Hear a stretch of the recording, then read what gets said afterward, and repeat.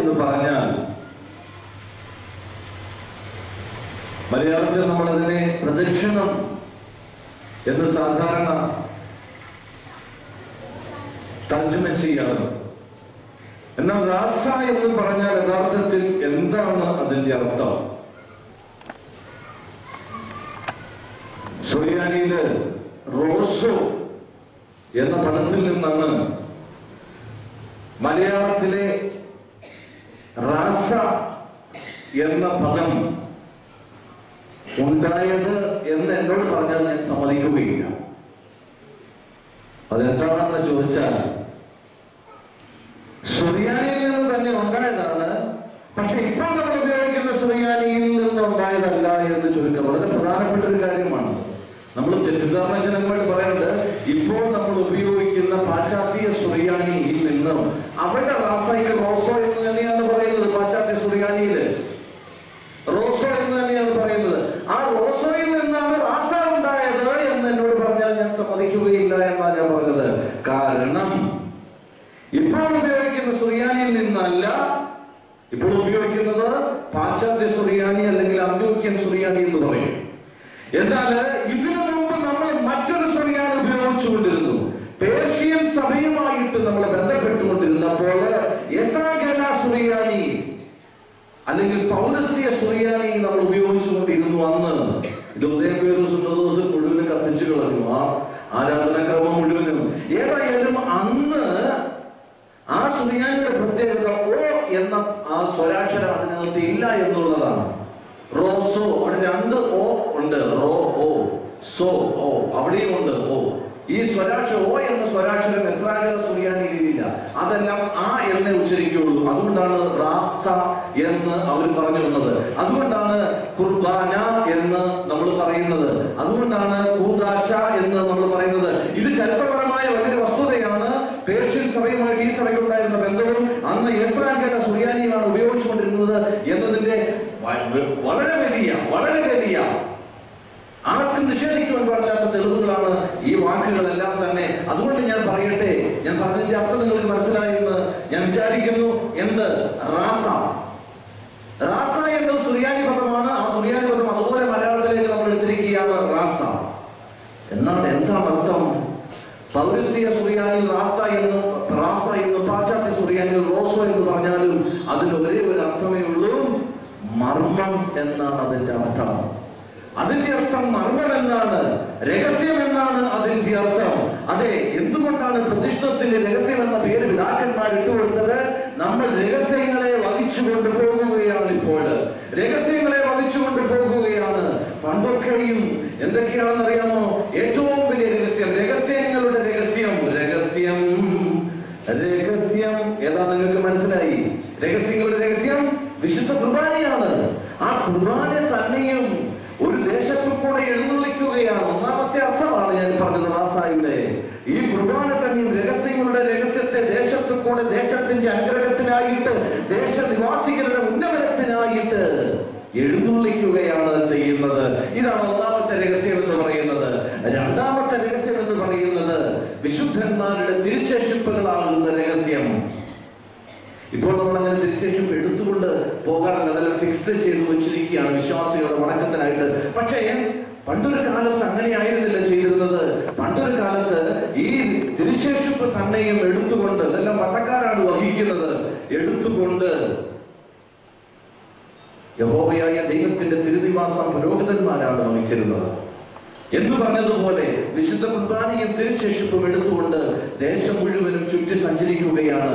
ഈ ദേശത്തിന്റെ അനുഗ്രഹത്തിനായിട്ട് ഏതൊരു പരിശുദ്ധന്റെ തിരുശേഷിപ്പാണോ ആ പരിശുദ്ധന്റെ അനുഗ്രഹം ആ ദേശത്തും ദേശനിവാസികളിലും വാഴുവാൻ വേണ്ടിയാണ് അപ്രകാരം ചെയ്യുന്നത്. ഇത് മാത്രമല്ല, അനേകം രഹസ്യങ്ങളുണ്ട് ഇതിനകത്ത് തന്നെ. മുസ്ലിംകുട ഒരു രഹസ്യമാണ്, കൊടി ഒരു രഹസ്യമാണ്, കുരിശ് മറ്റൊരു രഹസ്യമാണ്. ഇതെല്ലാം ഓരോ രഹസ്യങ്ങളാണ്. രഹസ്യം എന്ന് പറയുമ്പോൾ ഞാൻ അവരോടൊരു രഹസ്യം പറഞ്ഞു എന്ന അർത്ഥം എടുക്കരുത്. അതിന്റെ അർത്ഥം നമ്മൾ ഇംഗ്ലീഷ് തർജ്ജമ നമുക്ക് മനസ്സിലാകും. സീക്രട്ട് എന്നാണ് എൻ്റെ അർത്ഥം. ഞാനൊരു സീക്രട്ട് പറഞ്ഞു എന്നർത്ഥം. പക്ഷെ ഞാൻ ഈ പറയുന്നതിന് ആ അർത്ഥമല്ല. രഹസ്യത്തിന് ഇതിൽ ഇംഗ്ലീഷിൽ പറഞ്ഞിരിക്കുന്നത് മിസ്റ്ററി എന്നാണ് പറഞ്ഞിരിക്കുന്നത്, മർമ്മം എന്നാണ് പറഞ്ഞിരിക്കുന്നത്. മുസ്റ്റീരിയോൺ എന്ന ഗ്രീക്ക് പദത്തിൽ നിന്നാണ് അത് വന്നിരിക്കുന്നത്. അതാണ് ആ രഹസ്യം എന്ന് പറയുന്നത്. ലൂക്കോസിന്റെ സുവിശേഷം 15-ാം അധ്യായത്തിൽ നിന്നും നമ്മളൊരു 3 രഹസ്യങ്ങളെ കണ്ടെത്തുവാനായിട്ട് പോവുകയാണ്. ലൂക്കോസിന്റെ സുവിശേഷം 15-ാം അധ്യായം എന്തിനെ പറ്റിയുള്ളതാണ് എന്ന് ഞാൻ നിങ്ങൾക്ക് ആർക്കും പറഞ്ഞു തരേണ്ട കാര്യമില്ല, നമുക്ക് എല്ലാവർക്കും അറിയാം. ഞാൻ അധികം ദീർഘിപ്പിക്കുന്നില്ല. എനിക്ക് 45 മിനിറ്റാണ് അനുവദിച്ചിരിക്കുന്നത്. അതിനിപ്പുറം എനിക്ക് 3 രഹസ്യങ്ങളെ നിങ്ങളുമായിട്ട് പങ്കുവെക്കേണ്ടതായിട്ടുണ്ട്. ലൂക്കോസിന്റെ സുവിശേഷം 15-ാം അധ്യായം മാല പോലെ കോർത്തിട്ടിരിക്കുന്ന വളരെ മനോഹരമായ ഒരു അധ്യായമാണ് ലൂക്കോസിന്റെ സുവിശേഷം 15-ാം അധ്യായം എന്ന് പറയുന്നത്. എന്തിന്റെ ഈ മാലയിലെ മുത്തുകൾ തുറന്നിരിക്കുന്നത് എന്തുപയോഗിച്ചാണ്? ഉപമകളാകുന്ന മുത്തുകൾ. 3 മുത്തുകൾ മനോഹരമായിട്ട് കൂട്ടി യോജിപ്പിച്ച് കോർത്തിട്ടിരിക്കുകയാണ് ഈ മാലയില്. ഒന്നാമത്തെ ഉപമ നിങ്ങൾക്ക് എല്ലാവർക്കും അറിയാം. 100 ആട് ഉള്ള ഒന്നിൽ നിന്നും ഒരു ആട് നഷ്ടപ്പെട്ടു പോകുന്നു. കാണാതെ പോയ ആടിന്റെ ഉപമയാണ് ഒന്നാമത് കൊടുത്തിരിക്കുന്നത്. രണ്ടാമത്തെ ഉപമ എന്ന് പറയുന്നതും കാണാതെ പോയ സംഗതി തന്നെയാണ്. കാണാതെ പോയ ദ്രഹ്മപ്പണം 10 ഉണ്ടായിരുന്നു, അതിൽ 1 നഷ്ടപ്പെട്ടു പോയി.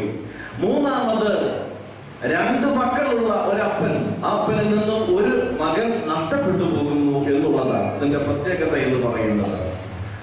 ഒന്നാമത്തതിൽ 100-ൽ 1 നഷ്ടമായതെങ്കിൽ രണ്ടാമത്തിൽ അത് 10-ൽ 1 നഷ്ടമാകുന്നത്. മൂന്നാമത് അത് 2-ൽ 1 നഷ്ടമാകുന്നത്. ഒന്നാമത്തതിനകത്ത് ഒരു മൃഗത്തിന്റെ നഷ്ടമാണ് വരുന്നതെങ്കിൽ രണ്ടാമത്തതിനകത്ത് കേവലം നിർജീവമായ ജീവനില്ലാത്ത ഒരു സംഗതിയുടെ നഷ്ടമാണ്. മൂന്നാമത്തത് എന്തിനേറെ മനുഷ്യന്റെ നഷ്ടമാണ് അവിടെ സംഭവിക്കുന്നത്. ഈ 3 ഉപമയുടെ പ്രത്യേകത എന്ന് പറയുന്നത്, ആദ്യത്തെ 2 ഉപമ കർത്താവ് തന്നെ പറയുന്നത് ഒരുപക്ഷെങ്കിൽ അത് കർത്താവിന്റെ ഒരു സാങ്കല്പിക കഥ അപ്പോൾ കർത്താവ് മെനഞ്ഞെടുത്തതായിരിക്കും. കാരണം കർത്താവ് തന്നെ പറയുന്നത് ഇങ്ങനെയാണ്: ഒരു മനുഷ്യന് 100 ആട് ഉണ്ടായിരുന്നു ഇരിക്കട്ടെ. അങ്ങനെ നിങ്ങൾ ആലോചിച്ച് നോക്ക എന്നാണ് കർത്താവ് പറയുന്നത്. പ്രത്യേകിച്ച് ആരെ മനസ്സിൽ കണ്ടുകൊണ്ടല്ല പറയുന്നത്. രണ്ടാമത്തെ പറയുന്നത് ഒരു സ്ത്രീക്ക് 10 ദ്രഹ്മ ഉണ്ട് എന്നിരിക്കട്ടെ, അത് നിങ്ങൾ ആലോചിച്ച് നോക്കുക എന്നാ പറയുന്നത്. പക്ഷെ മൂന്നാമത്തെ ഉപമ നമ്മൾ വീട്ടിൽ പോയി വായിക്കണം. മൂന്നാമത്തെ ഉപമ പറയുന്നത് വളരെ വ്യക്തമാണ്. ഒരു മനുഷ്യന് 2 പുത്രന്മാർ ഉണ്ടെന്നിരിക്കട്ടെ എന്നല്ല, ഉണ്ടായിരുന്നു. കർത്താവിന് അറിയാം ഈ സംഭവം, കർത്താവിന് അറിയാം. ഈ അപ്പനെയും മക്കളെയും കർത്താവിന് കൃത്യമായിട്ട് അറിയാം. അതുകൊണ്ടാണ് വ്യക്തമായിട്ട് പറയുന്നത്. കർത്താവിൽ അനുഗ്രഹിക്കപ്പെട്ടവരെ, ഇതാണ് ആ ഉപമയുടെ പ്രത്യേകത എന്ന് പറയുന്നത്. പിന്നെ ഞാൻ പറഞ്ഞില്ല, രഹസ്യമല്ലാത്ത കാര്യം ഇതാണ്. ഈ ഉപമയിൽ നമ്മൾ കേട്ടിട്ടുള്ള ഒത്തിരി കാര്യങ്ങളുണ്ട്. നിങ്ങൾക്ക് എല്ലാവർക്കും അറിയാവുന്നതാണ് 3 ഉപമകൾ എന്ന് പറയുന്നത്. കേട്ടിട്ടുള്ള ഒത്തിരി കാര്യങ്ങൾ, അതൊന്നും നമുക്ക് രഹസ്യങ്ങളെ അല്ല. കാരണം കാണാതെ പോയ ആ ആടുകളെ തിരക്കി പോകുന്ന നല്ലവനായ ഇടയനെ കുറിച്ച് നമ്മൾ ധാരാളം കേട്ടിട്ടുണ്ട്. കാണാതെ പോയ ആ ആടിനെ കുറിച്ച് നമ്മൾ കേട്ടിട്ടുണ്ട്, അല്ലെ? കാണാതെ പോയ ആ ഒരു ആടിനെ കുറിച്ചും ആ ആടിനെ തിരക്കി ചെന്ന ആ നല്ലവനായ ഇടയനെ കുറിച്ചും നമ്മൾ ധാരാളം കേട്ടിട്ടുണ്ട്. ആ കേട്ട കാര്യം നമുക്ക് ഒന്നുകൂടെ ഒന്ന് ചിന്തിച്ചു പോകാവുന്നതേ ഉള്ളൂ. അതിനുശേഷമാണ് നമ്മൾ രഹസ്യത്തിലേക്ക് വരാൻ പോകുന്നത്. കണ്ട് കിട്ടുന്നത് ഒരേ തിരയുന്നൊരു ഇടയൻ. അങ്ങനെ തന്നെയാണ് അവിടെ പറഞ്ഞിരിക്കുന്നത്. കണ്ട് കിട്ടുന്നത് ഒരേ തിരയും എന്നാണ് പറഞ്ഞിരിക്കുന്നത്. പാലസ്തീനിലെ പ്രധാന ഒരു സംഭവമാണ് ഈ ആടുവളർത്തൽ എന്ന് പറയുന്നത്.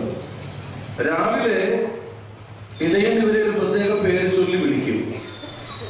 കൃത്യമായിട്ട് അവരാ വിളി കേൾക്കും. ഉച്ചയ്ക്ക് അതിനെ മേയ്ക്കുവാനായിട്ട് കൊണ്ടുപോകുന്നിടത്ത് ഇടയിൽ ഒരു ശബ്ദം ഉണ്ടാക്കും. ആ ശബ്ദം അത് തിരിച്ചറിയും. വളരെ വ്യക്തമാണ്. നമുക്കറിയാം, രാവിലെ നമ്മൾ പശുവിനെയും ആടിനെയൊക്കെ വളർത്തുന്നവരാണ്. ചില ഗൃഹനാഥന്മാരുണ്ട്, രാവിലെ എഴുന്നേറ്റ് പശുവിനെ കാക്കാനായിട്ട് പോകണം, പാത്രവും എടുത്ത് ഈ തൊഴുത്തിന്റെ മുറ്റത്ത് നിന്ന് അവരറിയാതെ ഒന്ന് ചുമയ്ക്കും. പശു അന്നേരം അവിടെ എഴുന്നേറ്റ് നിൽക്കും. പശുവിനറിയാം ആള് വരുന്നുണ്ട്, കറക്കാണോ വരുന്നത്, എഴുന്നേറ്റേ പറ്റത്തുള്ളൂ. ഈ ചുമ കേൾക്കുമ്പോഴേ എഴുന്നേറ്റ് നിൽക്കും. ആ ഗൃഹനാഥന്റെ ശബ്ദത്തെ തിരിച്ചറിയുന്ന പശുവിനെയാണ് നമ്മളിവിടെ കാണുന്നത്. ഇവിടെ ഇടയന്റെ ശബ്ദത്തെ തിരിച്ചറിയുന്ന ആടുകളാണ് നമ്മളിവിടെ കാണുന്നത്. ഇത് ഇസ്രായേലിൽ ഒട്ടൊക്കെ കാണുന്ന ഒരു സംഭവമാണ്. ഉച്ചയ്ക്ക് അതിന് വെള്ളം കുടിക്കാൻ വിളിക്കുമ്പോൾ ഓരോരുത്തരെയും പേര് ചൊല്ലി വിളിക്കേണ്ട കാര്യമില്ല. ഒരു ശബ്ദം പുറപ്പെടുവിക്കും ഇടയൻ. ആ ശബ്ദം കേൾക്കുമ്പോൾ ഇടയൻ ഈ ആടുകൾക്കെല്ലാം പറയും വെള്ളം കുടിക്കാനാണ് വിളിക്കുന്നത്. ഇടയൻ അവിടെ ഒരു വെള്ളച്ചാല് കണ്ടെത്തിയിരിക്കും.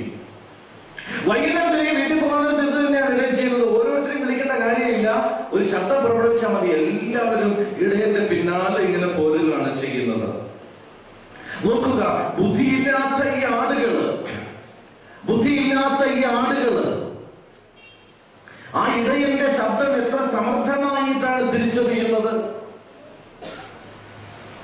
ഭയങ്കരമായ ബുദ്ധിയുള്ളവരോ എന്ന് നടിക്കുന്ന നമ്മൾ ഓരോരുത്തരും, ആധുനിക മനുഷ്യനെന്നല്ല അത്യാധുനിക മനുഷ്യനെന്ന് നമ്മളെ തന്നെ വിധി എഴുതുന്ന നമ്മൾ ഓരോരുത്തരും എത്ര നാളായി ഇടയന്റെ ശബ്ദം കേൾക്കുവാനായിട്ട് തുടങ്ങിയിട്ട്? ഈ ഇടയൻ വിളിച്ചുകൊണ്ട് എത്ര നാളായി നമ്മുടെ പിന്നാലെ നടക്കുവാനായിട്ട് തുടങ്ങിയിട്ട്? ആ ഇടയന്റെ ശബ്ദം നമ്മൾ കേൾക്കുന്നുണ്ടോ? കർത്താവിൽ അനുഗ്രഹിക്കപ്പെട്ടവനെ,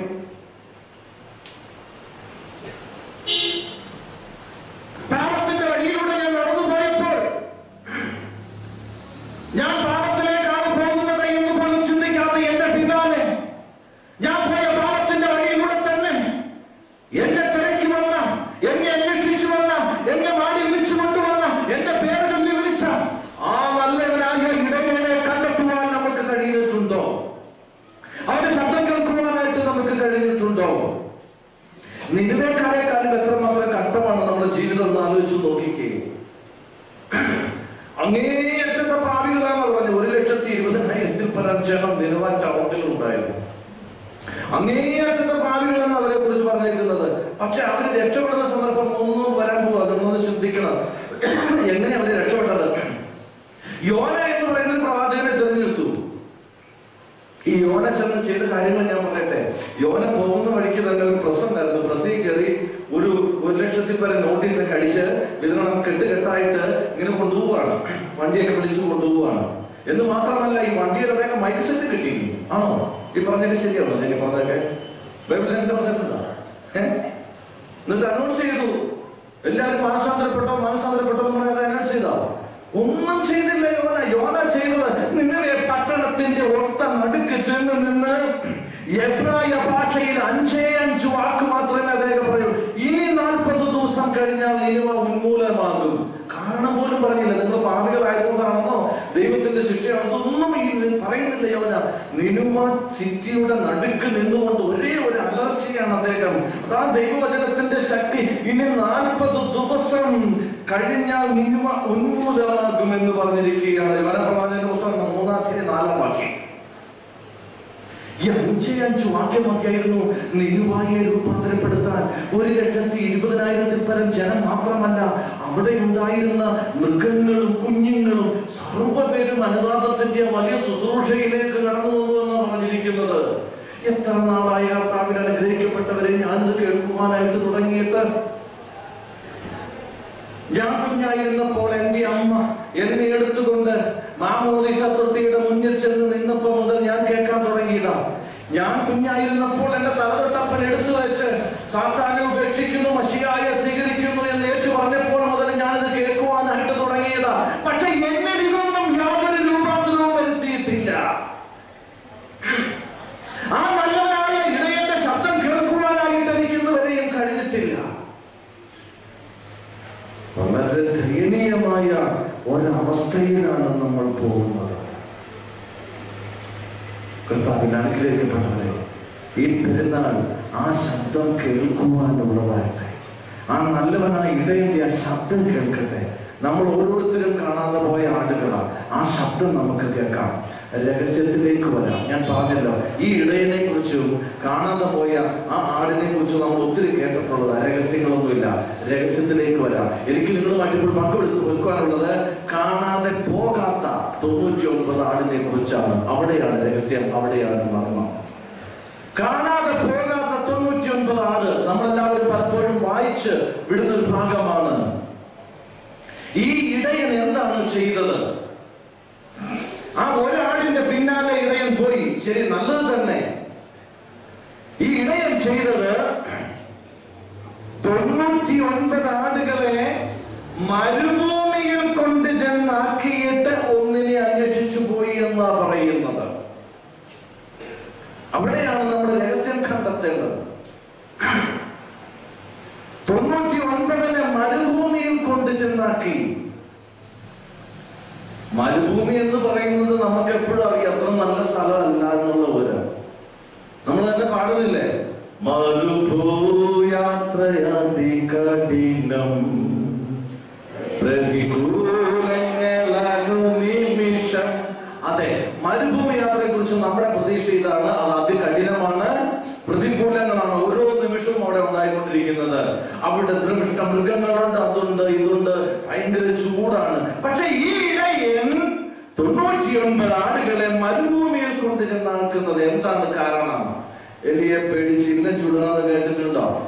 ഒരാടിനെ നഷ്ടപ്പെട്ടതിന്റെ പേരില് അതിനെ അന്വേഷിക്കാൻ വേണ്ടി 99 കൊലയ്ക്ക് കൊടുക്കുകയാണോ ഈ ഇടയൻ ചെയ്തത്? യഥാർത്ഥത്തില് ഇടയൻ അങ്ങനെ കൊലയ്ക്ക് കൊടുക്കാൻ പറ്റുന്നതല്ലാണോ ഇടയൻ?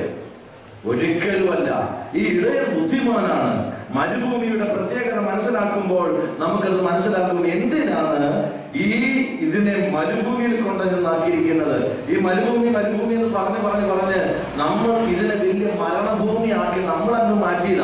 പക്ഷെ ഈ മരുഭൂമിക്ക് ഒത്തിരി നല്ല വശങ്ങളുണ്ട്. വിശുദ്ധ ബൈബിൾ അതിന് സാക്ഷ്യം പറയുന്നുണ്ട്. ഒന്നാമതായിട്ട് മരുഭൂമിയുടെ പ്രത്യേകത എന്ന് പറയുന്നത് ഹോശേയ പ്രവാചകന്റെ പുസ്തകം 2-ാം അധ്യായം 14-ാം വാക്യം.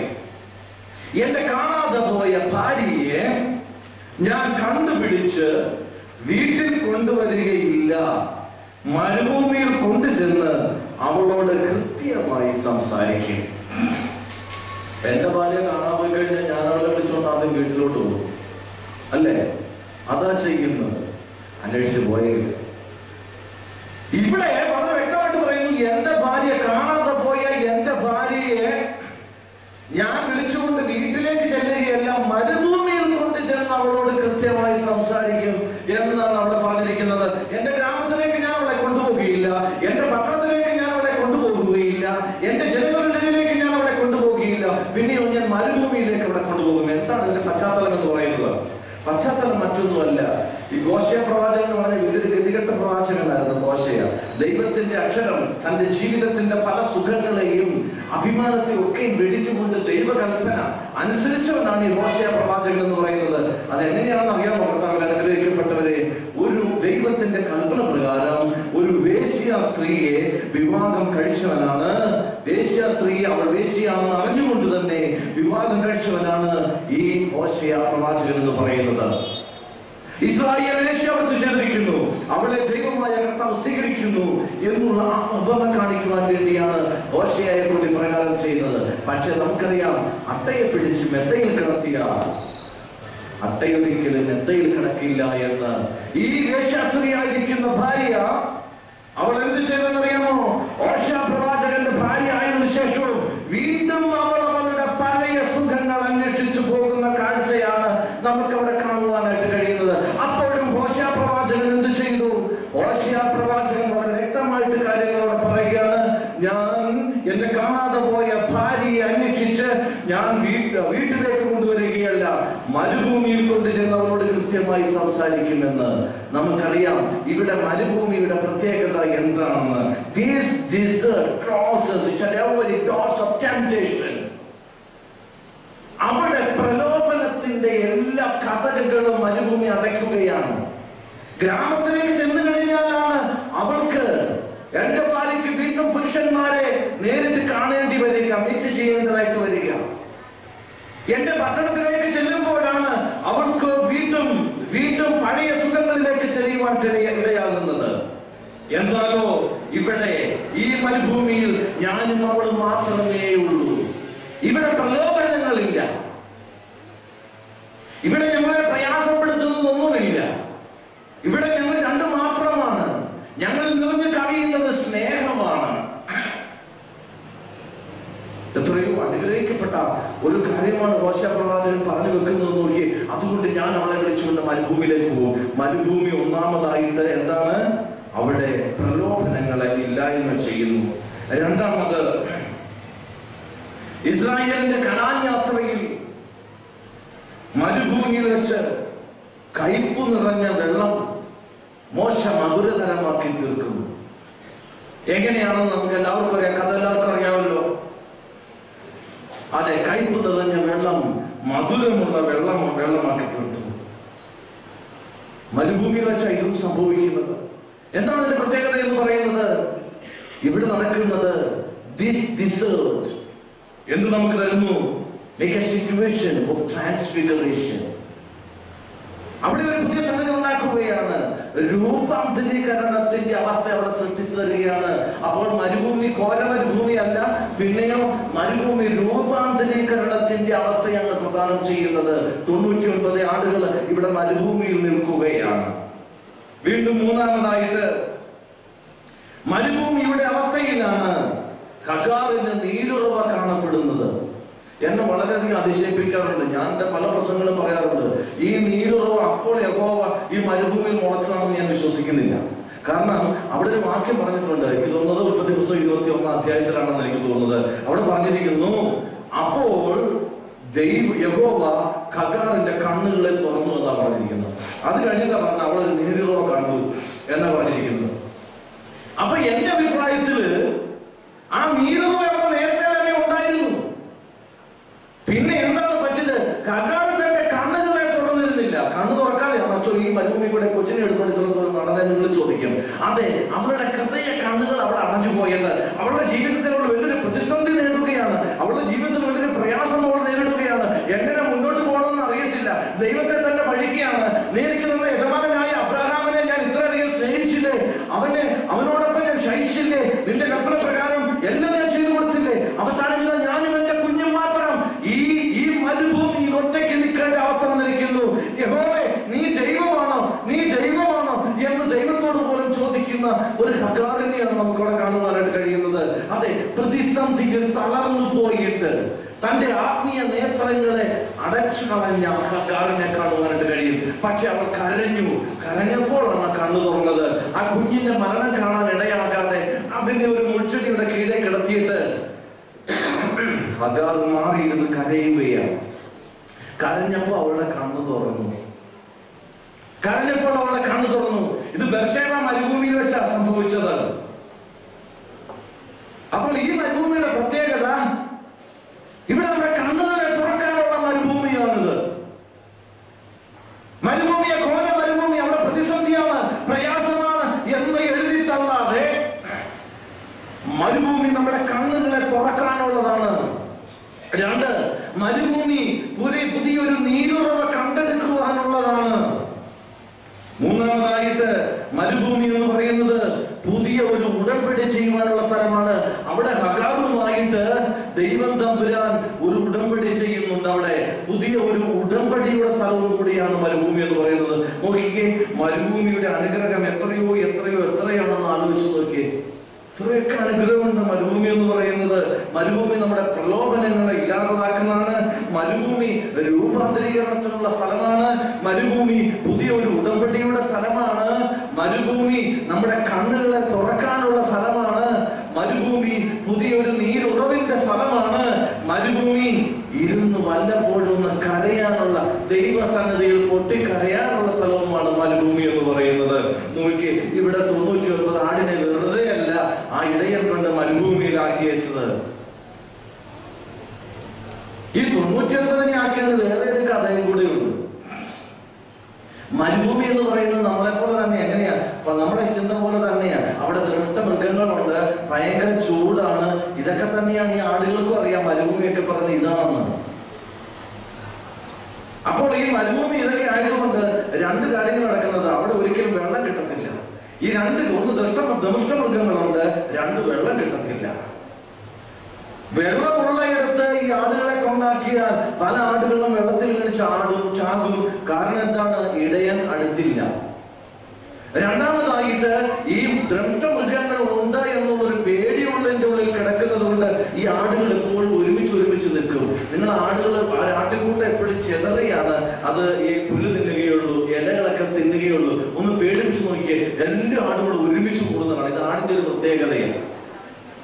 അപ്പൊ ഇങ്ങനെ ഒരു പേടിയുണ്ട് എന്നൊരു തോന്നൽ വരുമ്പോഴാണ് മുല്ലപ്പെരിയാർ പൊട്ടുന്നു തോന്നിയപ്പോഴാണ് ഞങ്ങൾ ഇടുക്കിക്കാരെല്ലാം കൂടെ ഒരുമിച്ചത്. അറിയാമോ? അതുവരെ ഞങ്ങൾ ഒരുമിക്കുകയല്ലായിരുന്നു. ഞങ്ങളവിടെ കോൺഗ്രസ്സുകാരായിരുന്നു, ഞങ്ങളവിടെ കമ്മ്യൂണിസ്റ്റുകാരായിരുന്നു, ഞങ്ങളവിടെ ഓർത്തഡോക്സുകാരായിരുന്നു, ഞങ്ങൾ പാത്രീസുകാരായിരുന്നു, ഞങ്ങൾ കത്തോലിക്കരായിരുന്നു, ഞങ്ങൾ ഹിന്ദുവായിരുന്നു, ഞങ്ങൾ മുസൽമാനായിരുന്നു. ഇങ്ങനെ മുല്ലപ്പെരിയാർ പൊട്ടുന്നു വന്നു കഴിഞ്ഞപ്പോഴത്തേനും ഞങ്ങൾ എല്ലാവരും ഇവിടുത്തെ ചപ്പാത്തിലേക്ക് ഒറ്റ ഓട്ടമായിരുന്നു. എന്തൊരു രസമായിരുന്നു അറിയോ പരിപാടി. എല്ലാവരും ഒറ്റ കൊടക്കീഴില്ല നിന്നത്. ഇതാണ് ഭയം. ഒരല്പമുണ്ട് എങ്കിൽ അവിടെ കൂട്ടായ്മ ജനിക്കും. എന്താണ്? ഈ മരുഭൂമി എന്ന് പറയുന്നത് എന്താണ്? അത് കൂട്ടായ്മയുടെ സ്ഥലമാണ്, കൂട്ടായ്മയുടെ സ്ഥലമാണ്. ആയതുകൊണ്ട് ഈ ജീവിത മരുഭൂമിയിലൂടെ കടന്നു പോകുന്ന പ്രിയ ജനമേ, ഇത് കൂട്ടായ്മയുടെ അവസ്ഥയാണ്. ഈ റാസയിൽ പങ്കെടുക്കുന്ന എന്റെ ജനമേ, ഇത് കൂട്ടായ്മയുടെ അവസ്ഥയാണ്. ഈ റാസ എന്ന് പറയുന്നത് അവിടെയാണ് രഹസ്യമിരിക്കുന്നത്. എല്ലാവരും ഒരേ ലക്ഷ്യത്തിലേക്ക് കൂട്ടായ്മയോടുകൂടി നീങ്ങുകയാണ്. ഇത് അവസാനിക്കുന്നത് നാളെ വിശുദ്ധ കുർബാനയോട് കൂടിയാണ് റാസ അവസാനിക്കുന്നത്. ഇന്ന് അവിടെ ചെന്ന് വാഴുകൊണ്ട് അവസാനിക്കത്തില്ല. നാളെ വിശുദ്ധ കുർബാനയിലാണ് റാസ അവസാനിക്കുന്നതെന്ന് ഓർത്തുകൊള്ളുക. അങ്ങനെ ഒരുമിച്ച് നമ്മൾ ഒരേ ലക്ഷ്യത്തിലേക്ക് കൂട്ടായ്മയോടുകൂടി നീങ്ങുകയാണ്. ദൈവത്തിന്റെ വിശുദ്ധ ജനം, വിശ്വാസികളുടെ സമൂഹം നീങ്ങുകയാണ് റാസയിലൂടെ. ഈ റാസ നീങ്ങി ആ റാസകളുടെ റാസയായ, രഹസ്യങ്ങളുടെ രഹസ്യമായ വിശുദ്ധ കുർബാനയിലേക്ക് നാളെ ഒത്തുചേരുന്നു.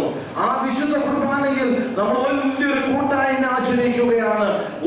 ഒരർത്ഥത്തിന്റെ അംശികളായിട്ട്, ഒരേ രക്തത്തിന്റെ അംശികളായിട്ട് നമ്മളെല്ലാവരും തീരുകയാണ്. ഇതാണ് മരുഭൂമിയുടെ അനുഭവം എന്ന് പറയുന്നത്. ഒന്നാമത്തെ രഹസ്യം. രണ്ടാമത്തെ രഹസ്യം രണ്ടാമത്തെ ഉപമയിലാണ്. രണ്ടാമത്തെ ഉപമ നിങ്ങൾക്ക് എല്ലാവർക്കും അറിയാം, ബ്രഹ്മപ്പണത്തിന്റെ ഉപമയാണ്. ഈ ബ്രഹ്മപ്പണത്തിന്റെ ഉപമ നമ്മൾ എല്ലാവരും കേട്ടിട്ടുണ്ട്. ഒന്നാമതായിട്ട് ബ്രഹ്മപ്പണം 10 ഉണ്ടായിരുന്നു. അതിൽ ഒരെണ്ണം നഷ്ടപ്പെട്ടു പോയി എന്നവിടെ പറഞ്ഞിരിക്കുന്നു. നഷ്ടപ്പെട്ടു പോയവനെ ആ സ്ത്രീ എന്ത് ചെയ്തു? വിളക്ക് കത്തിച്ചു. രണ്ടാമത് എന്ത് ചെയ്തു? തൂത്തുവാരി, അല്ലേ? മൂന്നാമത് അവൾ കണ്ടുപിടിച്ചു, അല്ലേ? നാലാമത് എന്ത് ചെയ്തു? എന്തോ? അത് എടുത്തുകൊണ്ട് അയൽപക്കത്തെ കൂട്ടുകാരുടെ അടുത്തേക്ക് ഓടി ചെന്നിട്ട് പറഞ്ഞു, എടി എന്റെ ബ്രഹ്മപ്പണം കിട്ടി, എടി എന്റെ ബ്രഹ്മപ്പണം കിട്ടി എന്ന് വിളിച്ചു പറഞ്ഞോള്. ഈ ബ്രഹ്മപ്പണം എന്ന് പറഞ്ഞ സംഭവം എന്താണെന്ന് അറിയാമോ? അത്ര വലിയ, അത് ഇംഗ്ലീഷ് നാണയ വ്യവസ്ഥയിൽ പറയാനായിട്ട് 7 പെന്നി കുഞ്ഞ നാണയമാണ്. 7 പെന്നി. നമ്മുടെ 10-50 വയസ്സായിട്ട് വരുമെന്ന് കൂട്ടിക്കോളൂ. ഞാൻ പറയട്ടെ, നിങ്ങളൊക്കെ വീട്ടിലുള്ള സ്ത്രീകൾ കൂടുതൽ പേരുണ്ട്. വീട്ടിൽ ഭർത്താക്കന്മാര് വൈകുന്നേരം ഈ ചൂടുള്ള കവലയിലൊക്കെ പോയിട്ട് സാധനങ്ങൾ മേടിച്ചിട്ട് വീട്ടിൽ വന്നുള്ള ഒരു കാര്യം എന്താ ചെയ്യുന്നത് അറിയാമോ? സാധനം നിങ്ങളുടെ കയ്യിൽ ഏൽപ്പിച്ചിട്ട് ആദ്യം ഒരു ഷർട്ട് ഒരു അഴയിലേക്ക്. എല്ലാ പുരുഷന്മാരും സാധാരണ ചെയ്യുന്നത് ഷർട്ട് ഒരു ഒറ്റ ഏറുണ്ടാകും ഈ അഴയിലുണ്ട്. അപ്പൊ ഈ കടയിൽ നിന്ന് കിട്ടി അത്യാവശ്യം ചില്ലറ പൈസ ഒക്കെ കാണുമായിരിക്കും. ഇത് പൊഴിഞ്ഞ് അവിടെ ഇവിടെയൊക്കെ പോകും. ചിലപ്പോൾ 50 പൈസ 25 പൈസയൊക്കെ ആയിരിക്കും പൊഴിഞ്ഞു പോകുന്നത്. അത് കാണാവുന്നവർക്ക് വല്ല കണ്ടു കഴിഞ്ഞാൽ അങ്ങ് എടുത്ത മേശപ്പുറത്തേക്ക് അങ്ങ് വെക്കും. ചിലപ്പോൾ ഇത് കട്ടിലിനെയും പെട്ടിയിലേക്ക് അടിയിലോട്ടാണ് പോകുന്നത്.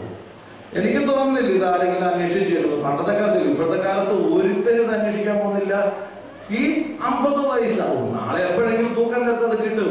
ഇപ്പൊ ഇത്ര അത്യാവശ്യമായിട്ട് നമ്മളൊന്നും അന്വേഷിക്കാൻ പോകാറില്ല. ഇതൊക്കെ ഒരു പക്ഷെ ഇത്രയും തന്നെ വിലയുള്ളൂ. ഈ 50 പൈസ പോലെ ഉള്ളേക്കേ ഉള്ളൂ. ഈ 10 ബ്രഹ്മപ്പണത്തിൽ ഒരെണ്ണം നഷ്ടപ്പെട്ടു പോയപ്പോൾ എനിക്ക് മനസ്സിലാകാത്ത കാര്യം എന്താണ്? ഈ സ്ത്രീ ചെയ്ത കാര്യമുണ്ടോ? അന്നേരം തന്നെ അവളത് നഷ്ടപ്പെട്ടു പോയപ്പോൾ അവൾ വിളക്ക് കത്തിച്ചു. അവൾ ഉടനെ തന്നെ അടിച്ചു വാരി. അത് കിട്ടിയപ്പോൾ നിങ്ങൾ ആരെങ്കിലും ചെയ്യുമോ? ഇനി അടിച്ചു വാരി ഇതൊക്കെ പൈസക്ക് അത്രമേൽ വിഷമമുള്ളവരാണ്. ചിലപ്പോൾ 50 പൈസ പോലും വിടത്തില്ല. അന്നേരം തന്നെ വിളക്ക് കത്തിച്ചു അടിച്ചു വാരി എന്നൊക്കെ ഇരിക്കും. ഞാൻ നിങ്ങളോട് ഒരു ചോദ്യം ചോദിക്കട്ടെ. സ്ത്രീയോട് ചോദിക്കുന്നത്, നിങ്ങൾക്ക് ഈ 50 പൈസ ഭർത്താവിന്റെ പോക്കറ്റിൽ നിങ്ങൾ 50 പൈസ നിങ്ങൾ കണ്ടുപിടിച്ചു, ഓക്കെ, നല്ല കാര്യം. പൈസ 50 ആയാലും ശരി 1 ആയാലും ശരി വിലയുള്ളതാ, കളയരുത് കേട്ടോ. അത് കണ്ടുപിടിക്കണം. പക്ഷെ എന്റെ ചോദ്യം ഇതാണ്, ഈ 50 പൈസ കിട്ടിയുള്ള ഇത് എടുത്തോണ്ട് അയൽവക്കത്തേക്ക് ഓടുവോ? എടി എന്റെ കെട്ടിയോന്റെ പോക്കറ്റിന്റെ കീഴിൽ 50 പൈസ ഞാൻ കണ്ടുപിടിച്ചേ എന്ന് പറഞ്ഞ് ഓടുവോ? ചെല്ലുവോ? വാതിക്ക് വരെ പോകും. കെട്ടിയോ പറയും കരടിയാകുന്നു അല്ലേ, എവിടെ പോകുമെന്ന് ചോദിക്കും. അത്രേ ഉള്ള അതിനകത്ത് കാര്യം. നമ്മൾ അത് പോകാം. പക്ഷെ ഈ സ്ത്രീ ഇതും കൊണ്ട് ഞാൻ വീണ്ടും ചോദിക്കട്ടെ, ഈ സ്ത്രീ ഈ പറയുന്ന ദ്രഹ്മപ്പണവും കൊണ്ട് അയൽവക്കത്തെ വീട്ടിലേക്ക് ഓടാനുണ്ടായ കാരണം എന്താണ്? അവിടെയാണ് രണ്ടാമത്തെ രഹസ്യം ഒളിഞ്ഞിരിക്കുന്നത്. നമുക്ക് അങ്ങോട്ട് വരാം. അതിനു മുമ്പ് ഈ സ്ത്രീ വിളക്ക് കത്തിച്ചു എന്നുള്ളതാണ് നമ്മൾ മനസ്സിലാക്കേണ്ടത്. ജീവിതത്തിൽ എന്തെങ്കിലും സാധനം കാണാതെ പോകുമ്പോൾ ആദ്യമേ ഒരു കാര്യം ചെയ്യണം, വിളക്ക് കത്തിക്കണം. ആദ്യമേ ചെയ്യേണ്ട കാര്യം വിളക്ക് കത്തിക്കുക എന്നുള്ളതാണ്. ഇരുട്ടത്ത് തപ്പരുത്. കലങ്ങിയ കുളത്തിൽ ചെന്ന് തപ്പിയാൽ ഒന്നും കിട്ടത്തില്ല. ഇരുട്ട് കൊണ്ട് ഓട്ടയടയ്ക്കാൻ ശ്രമിക്കാൻ നടക്കത്തില്ല. അതുകൊണ്ട് ആദ്യം തന്നെ വിളക്ക് കത്തിക്കണം. എന്താണ് ഈ വിളക്കെന്നും കൂടെ നമ്മളൊന്ന് മനസ്സിലാക്കുക. ആ വിളക്ക് എന്താണെന്ന് അറിയാമെങ്കിൽ നമുക്ക് ഈ വിളക്കിനെ കുറിച്ച് ചിന്തിച്ചാൽ മതി. ഈ വിളക്ക് എന്തിനു വേണ്ടിയാണ് ഇട്ടിരിക്കുന്നത്? ഈ വിളക്ക് ആർക്കെങ്കിലും അറിയാമോ? ഈ വിളക്ക് എന്തിനു വേണ്ടിയാണ് വെച്ചിരിക്കുന്നത്? വിളക്ക് എന്തിന്റെ പ്രതീകം? നമ്മുടെ ഹൈന്ദവ സഹോദരങ്ങളോട് ചോദിച്ചാൽ അവർ പറയും വിളക്ക് എന്തിന്റെ പ്രതീകമാണെന്ന്. വൈകുന്നേരം കണ്ടിട്ടില്ലേ ഹൈന്ദവ വീടുകളിൽ നിഴലൊക്കെ കത്തിച്ചുകൊണ്ട് ദീപം ദീപം. എന്ത് രസമാണ് കാഴ്ച തന്നെ അല്ലേ? ആ ദീപം എടുത്തുകൊണ്ട് ഇറങ്ങി വരുന്നത് കാണുന്നത് തന്നെ ഒരു സുഖമാണ്. അതെ, എന്താണ് കർത്താവിൽ അനുഗ്രഹിക്കപ്പെട്ടവരെ? ഈ വിളക്കിന്റെ പ്രത്യേകത, വിളക്ക് എന്തിന്റെ പ്രതീകമാണ്? വിളക്ക് ഐശ്വര്യത്തിന്റെ പ്രതീകമാണ്. ഹൈന്ദവ സഹോദരങ്ങൾ ചോദിച്ചാൽ പറയും എന്താണ് ഐശ്വര്യം എന്ന് പറഞ്ഞാൽ എന്റെ അർത്ഥം? ഐശ്വര്യം എന്ന് പറഞ്ഞാൽ എന്റെ അർത്ഥം ഈശ്വരൻ കൂടെ ഇരിക്കുന്ന അവസ്ഥ എന്നാണ് എന്റെ അർത്ഥം.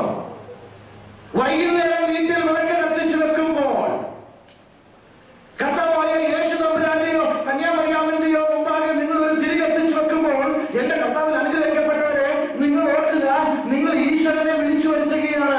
ആ ഫോട്ടോയിൽ നിർജീവമായിരുന്ന ഈശ്വരന് തന്നെ നിങ്ങൾ ജീവൻ നൽകുകയാണ് ചെയ്യുന്നത്. ജീവൻ നൽകുകയാണ് ചെയ്യുന്നത്. ഈശ്വരൻ നിങ്ങളുടെ ഭവനത്തിലേക്ക് ഇറങ്ങി വരികയാണ് ചെയ്യുന്നത്. കർത്താവായ യേശു തമ്പുരാൻ ഒരു സംജാതമാകുകയാണ് ചെയ്യുന്നത്. ഈശ്വരൻ ഇറങ്ങി വരുന്ന അവസ്ഥ, ഐശ്വര്യം, അവിടെയാണ് വിളക്കിന്റെ പ്രാധാന്യം എന്ന് പറയുന്നത്. ഇനി ഏതാണ് ഈ വിളക്കെന്നും കൂടെ നമ്മളൊന്ന് മനസ്സിലാക്കിയത്.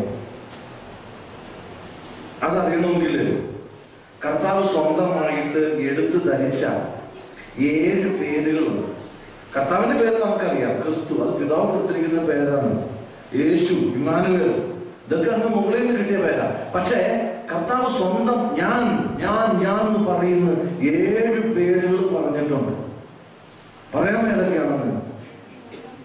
ഞാൻ ഗുഡ് ഷെപ്പേർഡ്, ഞാൻ നല്ല ഇടയനാകുന്നു. 2, ഞാൻ വാതിലാകുന്നു. സ്വയമേ പേര് വിളിക്കുക, ഞാൻ ആരാണെന്ന് പറയുകയാണ് കർത്താവ്. 3, ഞാൻ the light of the world, ഞാൻ ലോകത്തിന്റെ വെളിച്ചമാകുന്നു. 4, ഞാൻ സാക്ഷാൽ മുന്തിരിവള്ളിയാകുന്നു, ട്രൂ വൈൻ, ഞാൻ മുന്തിരിവള്ളിയാകുന്നു. 5, the way, truth and life, ഞാൻ വഴിയും സത്യവും ജീവനുമാകുന്നു. വീണ്ടും പറയുന്നു, ഞാൻ ജീവന്റെ അപ്പമാണ്, ബ്രെഡ് ഓഫ് ലൈഫ്, ജീവന്റെ അപ്പമാകുന്നു. 7ാമതായിട്ട് പറഞ്ഞേക്കുന്ന ആർക്കെങ്കിലും പറയാൻ എന്താണ്? 7ാമത്തെ ലോസ്റ്റ് വൺ. സമയമില്ല, എനിക്ക് അനുവദിച്ചിരിക്കുന്ന സമയം തീരാതെ ഞാനത് പറയണേ. റിസറക്ഷൻ, ഞാൻ പുനരുത്ഥാനമാകുന്നു. ഇതാണ് കർത്താവ് സ്വയമേ ഏറ്റെടുത്ത 7 പേരുകൾ എന്ന് പറയുന്നത്. എന്റെ ചോദ്യം ഇതല്ല. എന്റെ പേര് ഫാദർ മാത്യു ജോൺ എന്നാണ്. ഈ അച്ഛൻ എന്നോട് വന്ന് പറയുകയാണ്, അച്ഛന്റെ പേര് എനിക്ക് തന്നേരും, ഞാൻ അച്ഛന്റെ പേര് ഞാൻ കൊടുക്കുമോ? ഇല്ല, അച്ഛൻ എനിക്ക് തരുമോ? നമ്മളാരും നമ്മുടെ പേരാക്കി വിട്ടുകൊടുക്കാൻ തയ്യാറല്ലേ? നമ്മളാരും ഒരു കാരണവശാലും നമ്മുടെ പേര് മറ്റൊരാൾക്ക് വിട്ടുകൊടുക്കാൻ തയ്യാറല്ല. പക്ഷെ ഇവിടെ കർത്താവ് വിട്ടു തരിക. തന്നെ വിട്ടു തന്നവന്, തന്നെ ആ പിതാവിന്റെ അടുക്കലുള്ള എല്ലാ സമർത്ഥങ്ങളും വിട്ടെറിഞ്ഞ് ഇറങ്ങിപ്പോകുന്നവന്, തന്നെ ജീവനെ വിട്ടു തന്നവന് ഒരു പേര് തരാനാണ് ബുദ്ധിമുട്ട്. അവനൊരു പേര് നമുക്ക് തന്നു. കർത്താവിൽ അനുഗ്രഹിക്കപ്പെട്ടവരെ, എന്താണെന്ന് അറിയുമോ ആ പേര്? ആർക്കെങ്കിലും പറയാമോ ആ പേര്?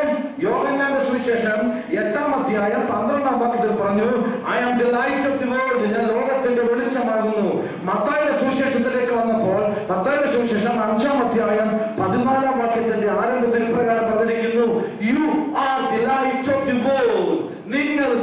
ലോകത്തിന്റെ വെളിച്ചമാകുന്നു. കുറച്ചുകൊണ്ട് പറഞ്ഞു ഞാൻ ലോകത്തിന്റെ വെളിച്ചമാകുന്നു എന്ന്. ഇവിടെ നിങ്ങൾ ലോകത്തിന്റെ വെളിച്ചമാകുന്നു എന്ന് പറഞ്ഞു. ആരാണ് വിളക്ക്? ആരാണ് വിളക്ക്? ഈ കത്തിച്ചു വെച്ചിരിക്കുന്ന വിളക്കാണോ? ഈ തിരിയുള്ള വിളക്ക്? ഇല്ല, നിങ്ങൾ ഓരോരുത്തരുമാണ്. നിങ്ങൾ ഓരോരുത്തരുമാണ്. You are the light of the world. നിങ്ങളാകുന്ന ലോകത്തിന്റെ വെളിച്ചം, നിങ്ങളാകുന്ന ലോകത്തിന്റെ വിളക്ക്, നിങ്ങളാകുന്ന ലോകത്തിന്റെ പ്രകാശം. പക്ഷെ എന്തോ പറ്റിയെന്നറിയാമോ?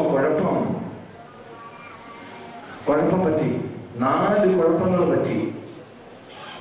ലൂക്കോസിന്റെ സുവിശേഷം 8-ാം അധ്യായം 16-ാം വാക്യത്തിൽ ഒരു കുഴപ്പം പറഞ്ഞിട്ടുണ്ട്.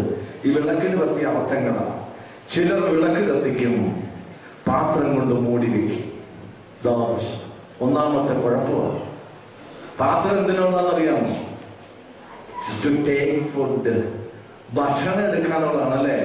പാത്രം കൊണ്ട് വിളക്ക് മൂടി വെക്കുക എന്ന് പറഞ്ഞാൽ നമുക്കറിയാം കെട്ടുപോകും, ഉറപ്പായിട്ട് കെട്ടുപോകും അല്ലേ? അപ്പോൾ പാത്രം എന്തിനുള്ളതാണ്? ഭക്ഷണം എടുക്കാനുള്ളതാണ്. ചുരുക്കം പറഞ്ഞാൽ ഇവരെ കുറിച്ച് പൗലോസ്ലീഹ പറഞ്ഞിരിക്കുന്നത്, അവരുടെ ദൈവം വയറ്, ലജ്ജയായതിൽ അവർക്ക് മാനം തോന്നുന്നു. ഇങ്ങനെ വിളക്ക് കെടുത്തുന്നവരെ കുറിച്ചാണ് പറഞ്ഞിരിക്കുന്നത്. രാവും പകലും 3-ന് പകരം 4-ഉം 5-ഉം പ്രാവശ്യം ആർത്തിയോടുകൂടി ഭക്ഷിക്കുന്നത് പാപമാണ് എന്ന് നമ്മൾ ഓർത്തിരിക്കുക. നോമ്പുകൾ കൃത്യമായിട്ട് അനുഷ്ഠിക്കാതെ ഇരുന്നാൽ, വർജിക്കേണ്ട ഭക്ഷണം വർജിക്കാതെ ഇരുന്നാൽ അത് അങ്ങേറ്റത്തെ നിശ്ചിതമായ പാപമാണ്. അവർ തങ്ങളെ തന്നെ കെടുത്തിക്കളയുകയാണ്. അവരുടെ ദൈവം വയറ്, പാത്രം കൊണ്ട് മൂടരുത്. രണ്ടാമത്തെ കുഴപ്പം മത്തായിയുടെ സുവിശേഷം 5-ാം അധ്യായം 15-ാം വാക്യം. ചിലർ വിളക്ക് കത്തിക്കും, അവർ അതിനെ പറ കൊണ്ട് മൂടും. എന്താ പറഞ്ഞിരിക്കുന്നത്? ആദ്യം പാത്രമായിരുന്നു, ഇവിടെ എന്നുള്ളത് പറയായി. പറയുടെ പ്രത്യേകത എന്താ? പറയുന്നതിന് ഉപയോഗിക്കുന്ന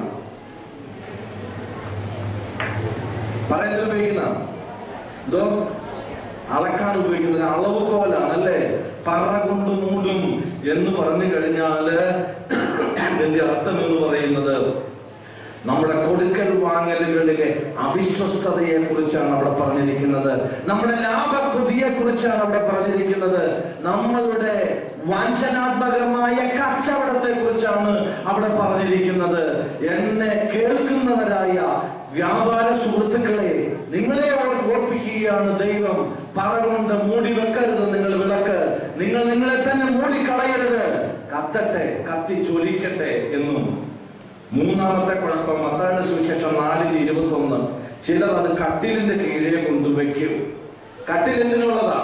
കിടക്കാനുള്ളതാ. കിടപ്പെന്ന് പറയുന്നത് വലിയൊരു സുഖമാണ് അല്ലേ? കിടപ്പെന്ന് പറയുന്നത് വലിയൊരു സുഖമാണ്. സുഖലോലുപതയുടെ കട്ടിലിനെ കുറിച്ചാണ് ഇവിടെ പറഞ്ഞിരിക്കുന്നത്. സുഖലോ കട്ടിലിന്റെ കീഴെ കൊണ്ടുവെക്കും. അങ്ങനെ സുഖിച്ച് കട്ടിലിൽ നമ്മൾ അങ്ങ് കടക്കും. അറിയാതെ എന്ത് സംഭവിക്കുമെന്ന്? സുഖലോലുപതയിൽ കടന്നുറങ്ങി കഴിയുമ്പോൾ, ലോകത്തിന്റെ ആലസ്യങ്ങൾക്ക് പിന്നാലെ പോകുമ്പോൾ, മൊബൈൽ ഉപയോഗിച്ചു, പക്ഷേ മൊബൈലിന്റെ ആവശ്യമില്ലാത്ത, അനുസരണയില്ലാത്ത ഘടകങ്ങളിലേക്ക് നിങ്ങൾ പോയാൽ, നെറ്റ് ഉപയോഗിച്ചോ, നെറ്റിന്റെ ആവശ്യമില്ലാത്ത ചിലന്തി വലകളിലൂടെ നിങ്ങൾ സഞ്ചരിച്ചാൽ, ഒരു ലിങ്കിൽ നിന്നും ആകാംക്ഷ ഭരിതരായി അടുത്ത ലിങ്കിലേക്ക് നിങ്ങൾ പോയിക്കൊണ്ടിരുന്നാൽ, അങ്ങനെയുള്ള സുഖലോലുപതകളെ നിങ്ങൾ കണ്ടെത്തിയാൽ വേറൊന്നും സംഭവിക്കുകയല്ല, അതേ തന്നെ കടന്ന് ചത്തോളും, കത്തി ചത്തോളും. എങ്ങനെ? കട്ടിലിന്റെ കീഴിൽ വിളക്ക് വെച്ച എന്താ കുഴപ്പം? കുറെ കഴിയുമ്പം തീയാളി തീ പിടിച്ച് അങ്ങനെ എത്രയോ പേര് മരിച്ചിരിക്കുന്നു. നാലാമത്തെ കുഴപ്പം ലൂക്കോസിന്റെ സുവിശേഷം 11-ാം അധ്യായം 33-ാം വാക്യത്തിലാണ്. ചിലർ വിളക്ക് കത്തിക്കും, അവർ നിലവറയിൽ കൊണ്ടുവെക്കും എന്ന് പറഞ്ഞിരിക്കുന്നത്. നിലവറ എന്തിനാ നിങ്ങൾക്കറിയാം അല്ലേ? ഒരു വർഷത്തെ ആദായം മുഴുവനും കൊണ്ട്, കൃഷിയിൽ നിന്ന് കിട്ടുന്ന ആദായം മുഴുവനും കൊണ്ട് സൂക്ഷിക്കുന്ന സ്ഥലമാണ് നിലവറ എന്ന് പറയുന്നത്. പല സ്ഥലത്തും സംഭവിച്ച് കേട്ടിട്ടുണ്ട്. എന്നറിയാമോ? ഈ നിലവറയിൽ എല്ലാ ദിവസവും കയറി ഇറങ്ങും. എന്തിനാ? എല്ലാ ദിവസവും എണ്ണി തിട്ടപ്പെടുത്തി വെക്കുകയാണ്. ഇത്ര കിലോ റബ്ബർ ഷീറ്റ് ഇരിപ്പുണ്ട്, ഇത്ര കിലോ കുരുമുളക് ഇരിപ്പുണ്ട്. ഞങ്ങളുടെ നാട്ടിലാണ് ഏലം ഒരു പ്രധാന സാധനം. ഏലം ഇത്ര കിലോ അവിടെ ഇരിപ്പുണ്ട്. എല്ലാ ദിവസവും എണ്ണി തിട്ടപ്പെടുത്തി. എല്ലാ ദിവസവും എണ്ണയുടെ കാര്യമില്ല. ഇവിടെ കയ്യിൽ തന്നെ താക്കോലിരിക്കുന്നു. പക്ഷെ ഇരിക്കപ്പെടുത്തിയിരിക്കുന്നു. എല്ലാ ദിവസവും വൈകുന്നേരം വിളക്ക് എടുത്തുകൊണ്ട് അകത്തോട്ട് പോയിട്ട് എണ്ണല്ല പരിപാടി. എന്നിട്ട് ഒരു ദിവസം എന്തെന്നറിയാമോ? ഈ വിളക്ക് അവിടെ മറന്നു വെച്ചിട്ട് തിരിച്ചങ്ങ് ഇറങ്ങിപ്പോകും. കതക് കുട്ടി ഇറങ്ങിപ്പോകുന്നു. നിലവറയുടെ പ്രത്യേകത എന്താണെന്നറിയാമോ? ഈ പറയുന്ന റബ്ബർ ഷീറ്റും കുരുമുളകും മാത്രമല്ല അവിടെ ഉള്ളത്, വേറെ ചില ജീവനുള്ള വസ്തുക്കൾ എല്ലാ നിലവറയിലും ഉണ്ട്. എന്താണെന്നറിയാമോ? എലി, പെരിച്ചാഴി, ഇങ്ങനെയുള്ള ചില സാധനങ്ങൾ ഉണ്ടാകും. ഏതോ ഒരു പെരിച്ചാഴി അതിലെ ഒന്ന് ചാടി വിളക്ക് മറിഞ്ഞ് അങ്ങോട്ട് വീണു. ഒരു പക്ഷെ സമ്മതിയോട് കത്തിപ്പോയി.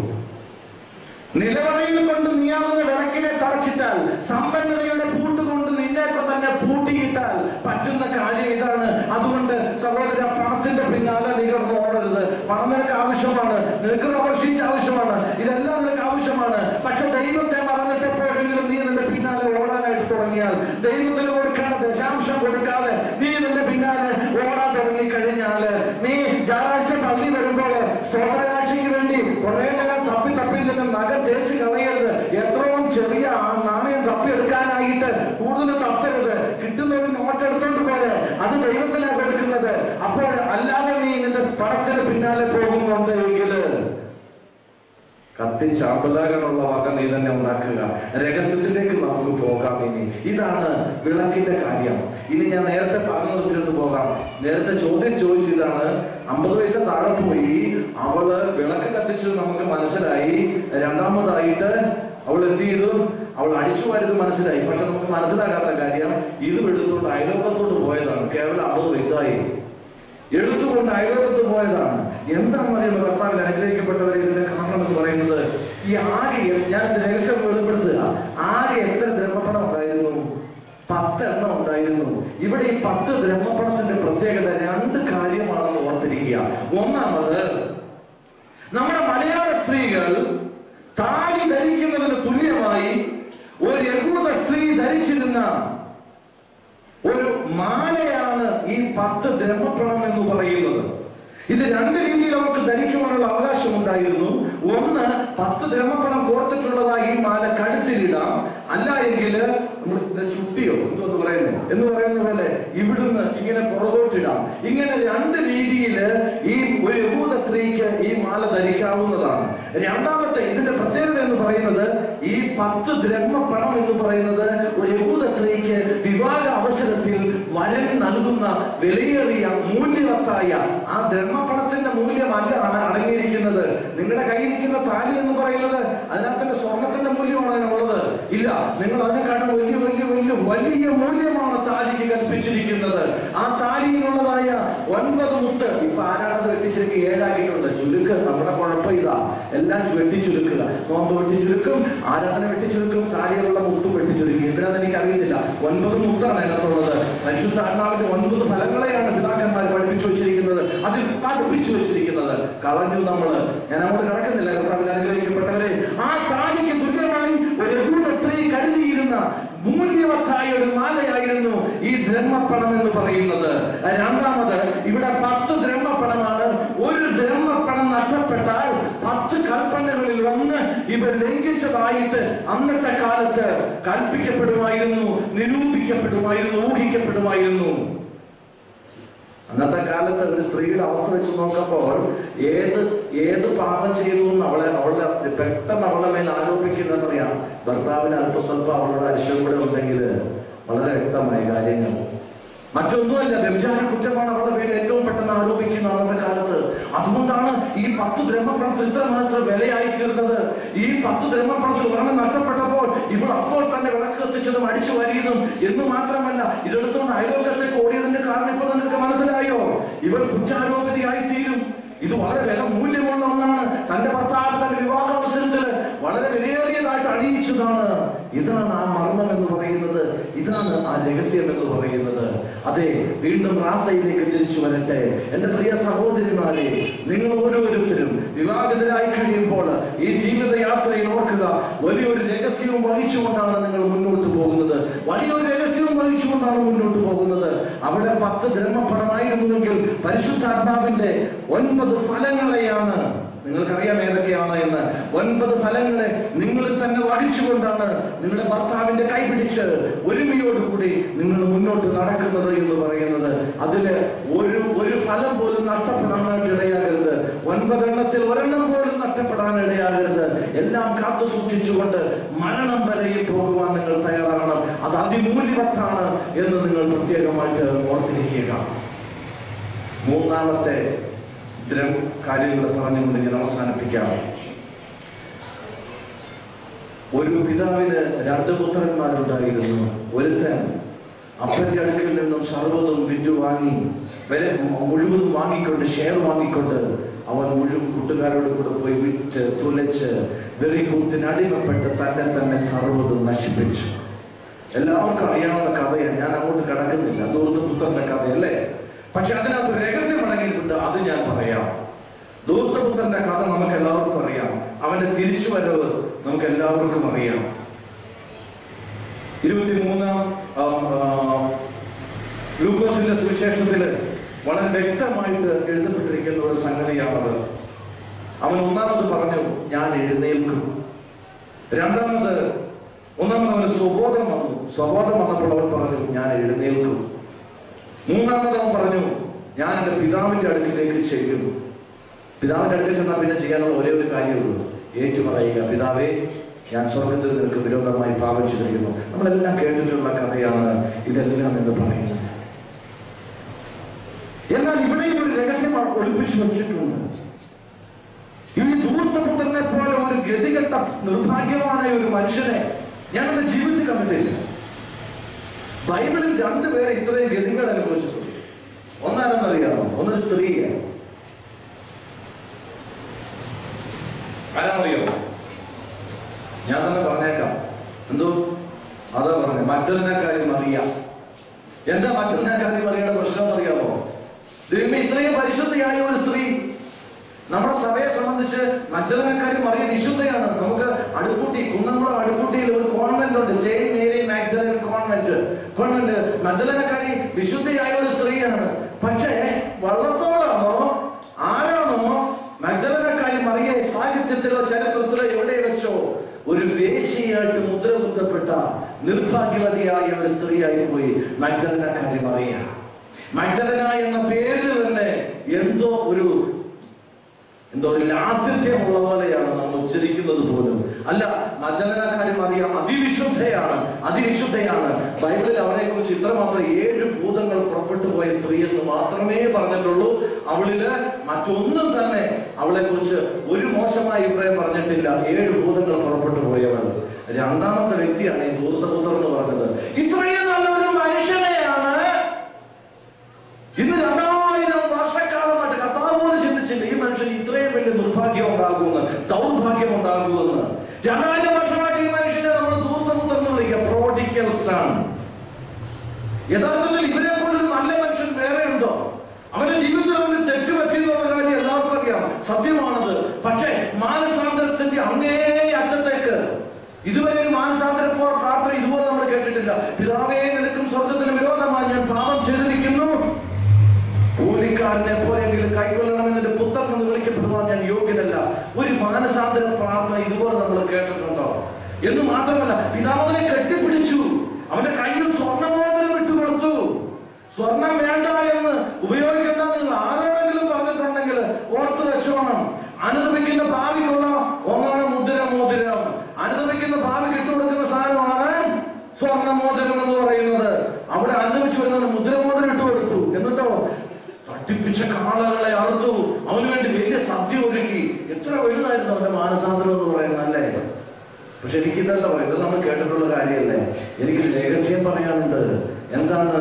റോസോ ഇവിടെ കാണാതെ പോകാതെ വീട്ടിയിരുന്ന ഒരു മകനുണ്ട്. കാണാതെ പോയിട്ട് തിരിച്ചു വന്ന മകൻ വിശുദ്ധനാണ്. ഞാൻ പറയുന്നു, പരിമളത്തിരുമേനിയെ പോലെ, തിരുമേനിയെ പോലെ, ഗിരിസങ്ങളെ പോലെ ഒരു വിശുദ്ധ പദവിയിലേക്ക് ഉയർത്തപ്പെടേണ്ടവനാണ് അവൻ. എന്നാൽ കാണാതെ പോകാതെ വീട്ടിലിരുന്ന മനുഷ്യനെ കുറിച്ച്, അവന്റെ ഹൃദയത്തിൽ അടങ്ങിയിരിക്കുന്ന രഹസ്യത്തെ കുറിച്ച് നിങ്ങൾ ആരെങ്കിലും എപ്പോഴെങ്കിലും ചിന്തിച്ചിട്ടുണ്ടോ? ഇവിടെയാണ് നമ്മൾ ശ്രദ്ധിക്കാതെ പോയ ഒരു കാര്യം എന്ന് പറയുന്നത്. ആ ഭാഗം നമ്മൾ വായിച്ചു നോക്കണം. 15-ാം അധ്യായം, ലൂക്കോസ് സുവിശേഷം 15-ാം അധ്യായത്തിന്റെ അവസാന ഭാഗം. ഒന്നാമത്തത് അവിടെ കാണുന്നത്, അവൻ വയലിൽ നിന്ന് വരുമ്പോൾ അവിടെ കാണുന്നത്, അവിടെ ഭയങ്കര സംഗീതവും നൃത്തവും സദ്യയൊക്കെയാണ് അവിടെ കാണുന്നത്. അവിടെ അവന്റെ മാനസികാവസ്ഥ നമ്മൾ കാണുന്നുണ്ട്. സന്തോഷം പങ്കിടാനാവാത്ത ഒരു മനസ്സുള്ളവനെയാണ് അവിടെ കാണുന്നത്. ഇത് നമ്മുടെ പ്രതിനിധിയാണ്. സഹോദര സഹോദരി, നിന്റെ അയൽവക്കക്കാരൻ ഒരു നന്മ വന്നാൽ അവനോടുകൂടി സമ്മതിക്കുവാൻ, സന്തോഷിക്കുവാൻ എത്ര മാത്രം ഉള്ളുകൊണ്ട് നിനക്ക് കഴിയുന്നുണ്ട്. പലപ്പോഴും മറ്റുള്ളവരെ കാണിക്കാൻ വേണ്ടിയല്ലേ നീ അവിടെ പോയി ഒന്ന് ചിരിച്ചു കാണിച്ചിട്ട് തിരിച്ചു വരുന്നത്? വീട്ടിൽ വന്ന് അവിടെ പോയി കണ്ട കുറ്റങ്ങളും കുറവുകളും നീ നിന്റെ ഭാര്യയായിട്ട് പറയാറില്ലേ? അവൻ വെച്ചു വിളമ്പിയ സദ്യ മൃഷ്ടാന ഭോജനമായിട്ട് വൃത്തിയായിട്ട് കഴിച്ചിട്ട് നീ മാറി നിന്ന് ആ സദ്യയെ കുറിച്ച് കുറ്റം പറയാറില്ലേ? മറ്റുള്ളവരുടെ സന്തോഷത്തോടുകൂടി സന്തോഷിക്കുവാൻ സാധിക്കാതെ വരുന്ന ഒരുവനാണ് ഈ വീട്ടിയിരിക്കുന്ന പുത്രൻ.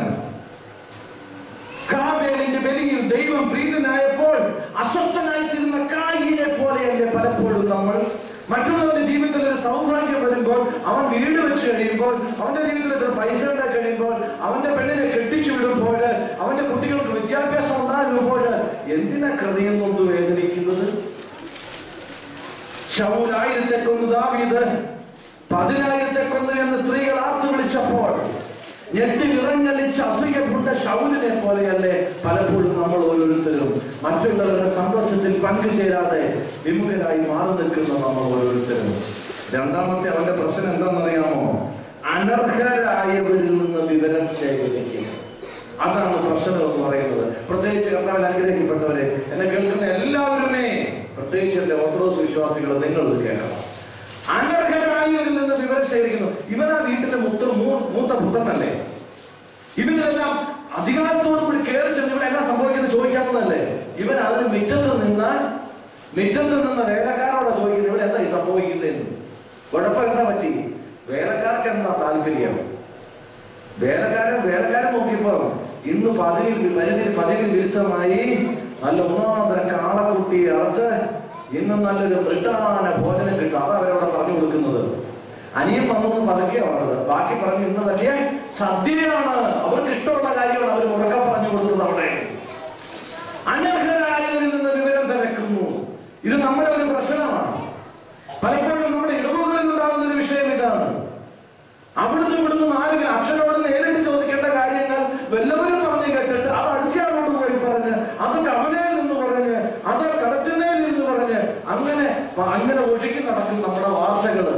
നേരിട്ട് നിന്ന് ചോദിച്ചാൽ ഇടവകയിൽ ഒരു കാര്യം മനസ്സിലാക്കാവുന്ന കാര്യമേ ഉള്ളൂ. കർത്താവിൽ അനുഗ്രഹിക്കപ്പെട്ടവരെ, ഇതുപോലെ ഏത് കാര്യവും ഇതാണ്. നമ്മുടെ കുഞ്ഞുങ്ങളെ പ്രത്യേകമായിട്ട് ശ്രദ്ധിക്കണം. അനർഹരായവരോട് വിവരം തിരക്കരുത്. അനർഹരായവരോട് വിവരം തിരക്കി കഴിയുമ്പോഴാണ് എന്താണ് പ്രായം തികയാതെ അനേകം കുഞ്ഞുങ്ങൾ പീഡനത്തിനിരയായിട്ട് അവിടെ ഇവിടെ കൊല്ലപ്പെട്ടു എന്ന വാർത്തകൾ വരേണ്ടി വരുന്നത്. ആൺകുട്ടികൾ മാത്രവും പെൺകുട്ടികൾ മാത്രമല്ല, എല്ലാ കൂട്ടരും ഒരുപോലെ അപ്രകാരമായിത്തീരുന്നത് പത്രങ്ങളിൽ നിന്ന് വായിക്കുന്നുണ്ട്. അനർഹരായവരുടെ വിവരം തിരക്കരുത്. നിങ്ങൾക്ക് എന്തെങ്കിലും വിവരം തിരക്കാനുണ്ടെങ്കിൽ നേരെ ചെന്ന് അമ്മയോട് ചോദിക്കുക. നിങ്ങൾക്ക് എന്തെങ്കിലും വിവരം തിരക്കണം, നേരെ ചെന്ന് അപ്പനോട് ചോദിക്കുക. ഇല്ലെങ്കിൽ നിങ്ങൾ സ്കൂളിലെ അധ്യാപകരോട് ചോദിക്കുക. ഇല്ലെങ്കിൽ പള്ളിയിൽ വന്ന് അച്ഛനോട് ചോദിക്കുക. വ്യക്തമായ മറുപടി ഏതൊരു കാര്യത്തിലും നിങ്ങൾക്ക് പറഞ്ഞു തരാൻ കഴിവുള്ളവരെ ഇല്ലെങ്കിൽ ചൂണ്ടിക്കാണിച്ചു തരും. കൂട്ടുകാരോട് ചോദിക്കരുത്. അനർഹരായവരുടെ വിവരം തിരക്കരുത്. ഒരു കാര്യം കൂടെ പറയട്ടെ, അവൻ താരതമ്യം നടത്തുകയാണ്. ഇത് മറ്റൊരു പ്രശ്നമാണ് അവന്റെ കുഴപ്പം. അയാൾ പരസ്പരം താരതമ്യം നടത്തുകയാണ്. അനുജനും തനിക്കും ഇടയിൽ ഉള്ള വേർതിരിവ് വ്യക്തമായിട്ട് എടുത്തു പറയുകയാണ് അപ്പനോട്. ഞാൻ ഇവിടെ താമസിച്ച് കഷ്ടപ്പെട്ടില്ലേ, നീ എന്റെ പേരിൽ നീ ഒരു ഇതുവരെ ഒരു ആടിനെ അർത്ഥോ ഒരു കാളക്കുട്ടിയെ അർത്ഥോ ചെയ്തില്ല. ഇങ്ങോട്ട് പോയി തിരിഞ്ഞു നടന്നു, തിരിച്ചു വന്നപ്പോ അതിനു വേണ്ടി നടത്തുന്നു, താരതമ്യം നടത്തുന്നു, മറ്റുള്ളവരുമായിട്ട് താരതമ്യം നടത്തുന്നു. മാതാപിതാക്കളെ, നമ്മുടെ കുഞ്ഞുങ്ങളെ മറ്റുള്ളവർ കുട്ടികളുമായിട്ട് താരതമ്യം നടത്തരുത്. നമ്മുടെ സ്ഥിതിയും അയൽവക്കത്തെ സ്ഥിതിയുമായിട്ട് നമ്മൾ താരതമ്യപ്പെടുത്തരുത്. നിനക്ക് ദൈവം തന്നത് നീ ഏറ്റുകൊള്ളുക. നിനക്ക് ദൈവം തന്ന നന്മകളെ നീ ഏറ്റുകൊള്ളുക. ദൈവം നിനക്ക് കുറവുകളാണ് തന്നെങ്കിൽ അതും നീ ഏറ്റുകൊള്ളുക. എത്രയോ ക്രൂരനാണ് ഈ മകൻ ആലോചിച്ച് നോക്കിക്കേ. ഇവന് ഏറ്റവും അവസാനം നിങ്ങൾ വീട്ടിൽ പോയി വായിക്കണം. ഏറ്റവും അവസാനം ഇവിടെ പറഞ്ഞു വെക്കുന്നത് അറിയാമോ? എന്റെ അനുജനം നല്ല പറയുന്നത് അപ്പനോട് പറയുന്നത്. പിന്നെ എങ്ങനെ പറയുന്നേ? നിന്റെ മകൻ. വാക്കിനകത്തെ ക്രൗര്യം അടങ്ങിയിരിക്കുന്നത്. കർത്താവിൽ അനുഗ്രഹിക്കപ്പെട്ടവരെ, ഞാനോ നിങ്ങളോട് പറയട്ടെ, ഇവനാണ് ധൂർത്തപുത്രൻ. ഇതാണ് നിങ്ങളോട് പങ്കുവയ്ക്കാനുള്ള രഹസ്യം. ഇവനാണ് ധൂർത്തപുത്രൻ, ഇവനാണ് നികൃഷ്ടപുത്രൻ. മനസ്സിൽ അസൂയവും അഹംഭാവവും ഇല്ലാത്ത കോംപ്ലക്സുകളും താൻ ചെറുതെന്നുള്ള ഭാവവും അപ്പനെ പോലും അംഗീകരിക്കാത്ത ദാർഢ്യവും ഒക്കെയും വെച്ച് പുലർത്തുന്ന നികൃഷ്ട മനുഷ്യൻ, ധൂർത്ത മനുഷ്യൻ ഇവനാണ്. ഇനി ആദ്യത്തെ പുത്രനെ നമ്മൾ വിളിക്കരുത്, അവനെ ആ പേര് കൊണ്ട് വിളിക്കരുത്. മാനസാന്തര പുത്രൻ എന്ന് അവനെ വിളിച്ചുകൊള്ളൂ, വിശുദ്ധനാക്കപ്പെട്ട പുത്രൻ എന്ന് വിളിച്ചുകൊള്ളൂ. അവനെ ഇനി ദൂർത്ത പുത്രൻ എന്ന് വിളിക്കരുത്. 3 രഹസ്യങ്ങളെയാണ് നമ്മൾ പങ്കുവെച്ചത്. ഒന്നാമതായിട്ട് കാണാതെ പോകാത്ത 99 ആടുകൾ, മരുഭൂമിയിൽ കൊണ്ട് ചെന്നാക്കപ്പെട്ട ആളുകൾ എന്തിനാണോ എന്ന് നമുക്ക് മനസ്സിലായി. രണ്ടാമതായിട്ട് ബ്രഹ്മപ്പഴം കാണാതെ പോയപ്പോൾ വിളക്ക് കത്തിച്ചു വെച്ചു. വിളക്കിന്റെ പ്രത്യേകത നമ്മൾ കണ്ടു. എങ്ങനെയായിരിക്കണം വിളക്ക്? വിളക്ക് തണ്ടിന്മേലായിരിക്കണം. ഈ പറഞ്ഞ 4 സ്ഥലത്തും കൊണ്ട് വെക്കരുത്. അവിടെ ഒരു രഹസ്യം നമ്മൾ കണ്ടു. എന്താണ് 10 ബ്രഹ്മപ്പണം എന്ന് പറയുന്നത്? അത് നമ്മുടെ താലിക്ക് തുല്യവും 10 കൽപ്പനകൾക്ക് തുല്യവുമാണ്.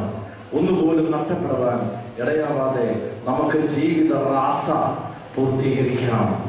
മൂന്നാമതായിട്ട് കാണാതെ പോകാത്ത മകൻ, അവനാണ് ദൂർത്തൻ, അവനാണ് നികൃഷ്ടൻ എന്നും നമുക്ക് മനസ്സിലായി. അങ്ങനെ ഒരു മകൻ നമ്മുടെ മനസ്സിലുണ്ട് എങ്കിൽ ഇപ്പോൾ ഈ റാസയ്ക്ക് ഇറങ്ങുമ്പോൾ അവനെ നമുക്ക് ഇവിടെ വെച്ച് ഇട്ടിട്ട് പോകാം.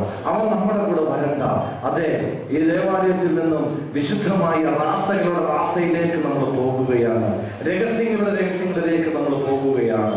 അതെ, ആ വിശുദ്ധ കുർബാനയിൽ ഈ പരിശുദ്ധമായ പെരുന്നാൾ നമ്മൾ പങ്കെടുക്കുമ്പോൾ ഇങ്ങനെ ഒരു മകൻ എവിടെയെങ്കിലും റാസയായി രഹസ്യമായി ഒളിക്കപ്പെട്ടിട്ടുണ്ടെങ്കിൽ ആ രഹസ്യത്തെ ഇവിടെ വെച്ച് ഇല്ലാണ്ടാക്കാം.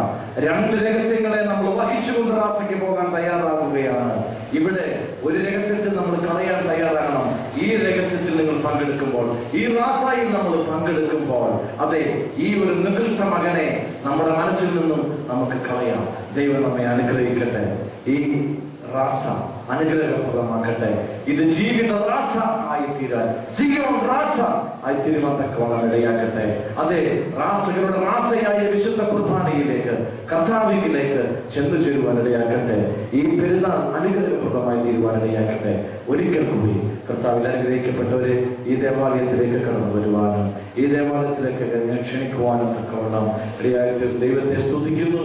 അതിനുവേണ്ടി ബഹുമാനപ്പെട്ട വികാരി അച്ഛൻ, ട്രസ്റ്റി, സെക്രട്ടറി മുതലായുള്ള നന്ദി അറിയിക്കുന്നു. ദൈവം നമ്മെല്ലാവരെയും സമർത്ഥമായിട്ട് അനുഗ്രഹിക്കും.